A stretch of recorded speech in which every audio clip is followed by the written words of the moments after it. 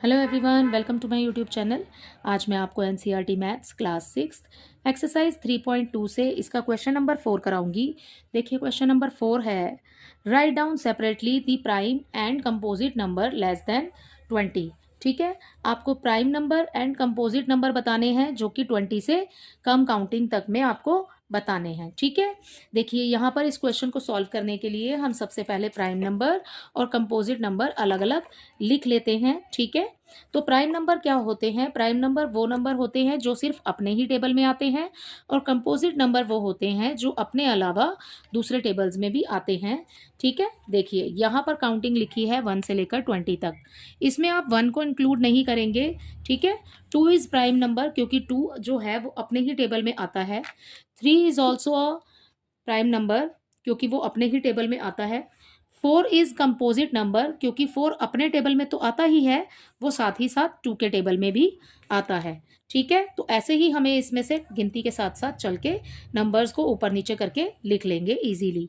ठीक है, सो 4 कंपोजिट में आ जाएगा। 5 प्राइम नंबर है क्योंकि 5 जो है वो सिर्फ अपने ही टेबल में आएगा। ठीक है, तो प्राइम में आ जाएगा। 6 2 के टेबल में भी आता है और 3 के टेबल में भी आता है, इसलिए 6 हो जाएगा कंपोजिट नंबर। ठीक है, 7 जो है वो प्राइम नंबर होगा। ठीक है, 8 कंपोजिट नंबर हो जाएगा। 9 भी कंपोजिट नंबर हो जाएगा क्योंकि 3 के टेबल में भी आता है और अपने टेबल में भी आएगा। ठीक है, एंड 10 भी कंपोजिट नंबर हो जाएगा क्योंकि 10 2 में आ रहा है और 5 के टेबल में भी आएगा। ओके, 11 प्राइम नंबर है। ठीक है, 12 ये एक कंपोजिट नंबर हो जाएगा। ठीक है, 13 प्राइम नंबर है क्योंकि किसी और टेबल में नहीं आता। 14 2 7 ठीक है इन टेबल्स में आएगा। 15 ये भी एक कंपोजिट नंबर है क्योंकि ये 5 और 3 के टेबल में भी आ रहा है। ठीक है, 16 ये भी 2 के टेबल में आएगा, 4 में आ जाएगा, 8 में आ जाएगा।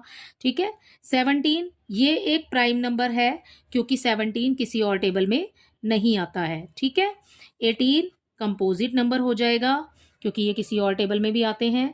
19 किसी और टेबल में नहीं आता है। ठीक है, एंड 20 लेस देन 20 बताना है तो आपको सिर्फ 19 तक ही देखना है। तो जो नंबर हमने प्राइम नंबर में लिखे हैं वो ये नंबर हैं और जो नंबर कंपोजिट है वो ये है। ठीक है, तो काउंटिंग के हिसाब से ही चलेंगे। अगर आप इस काउंटिंग को लिखना चाहते हैं तो साइड में लिख करके कर लीजिए, अदरवाइज आप ऐसे ही मन में सोच के करना चाहते हैं तो ऐसे कर लीजिएगा। ठीक है, इसी के साथ क्वेश्चन नंबर 4 कंप्लीट होता है। क्वेश्चन नंबर 5 देखिए, इसी में कर लेते हैं। क्वेश्चन नंबर 5 है, what is the greatest prime number between 1 and 10। ठीक है, आपको 1 से लेकर के 10 तक के बीच में ग्रेटेस्ट प्राइम नंबर बताना है। 1 से 10 तक पहले काउंटिंग देख लेते हैं 1 टू 10।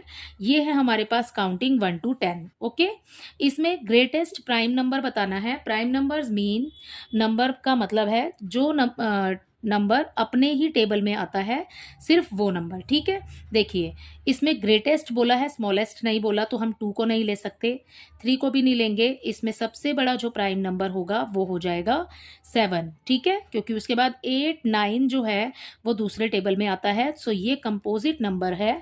ओके, सो 7 यहाँ पर सबसे ग्रेटेस्ट नंबर है 10 तक की काउंटिंग में, जो कि एक प्राइम नंबर है।